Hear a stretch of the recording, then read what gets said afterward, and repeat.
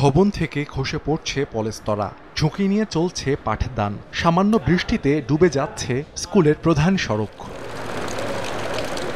এমন বেহাল দশা ঝালকাঠি সরকারি উচ্চ বিদ্যালয়ের। শিক্ষা প্রতিষ্ঠানটির দোতলা ভবন নির্মাণ করা হয় ১৯৭২ সালে। ৫০ বছরের পুরনো ভবনটির সবগুলো ক্লাসরুম এখন জরাজীর্ণ।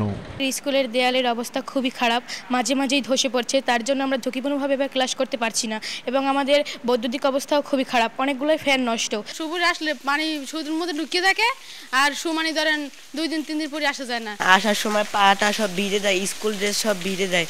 বর্ষা মৌসুম আসলেই এরকম ভোগান্তি বাচ্চাদের হয়, কিন্তু কর্তৃপক্ষের কোনো নজরদারি এখানে নাই। অনেক পানি, বাচ্চারা আসতে পারে না, পড়ে বাচ্চাদের হাত পা ভাঙে।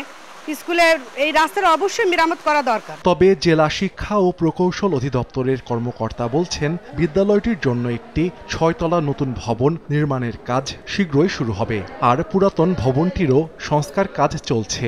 এছাড়া জলাবদ্ধতা নিরসনের প্রকল্প তৈরি করে পাঠানো হয়েছে মন্ত্রণালয়ে। নতুন কাজটা আমরা শুরু করেছি অলরেডি। এটা তো পাইল দিয়ে কাজটা হবে। পাইল বিষয়ে যা যা কাজ করে আমরা অলরেডি ড্রয়িংয়েরও ব্যবস্থা করেছি।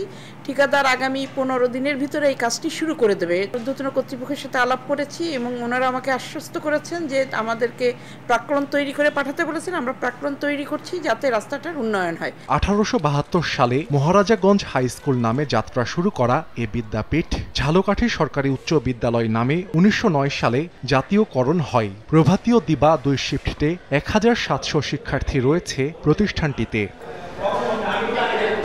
সময় সংবাদ, ঝালকাঠি।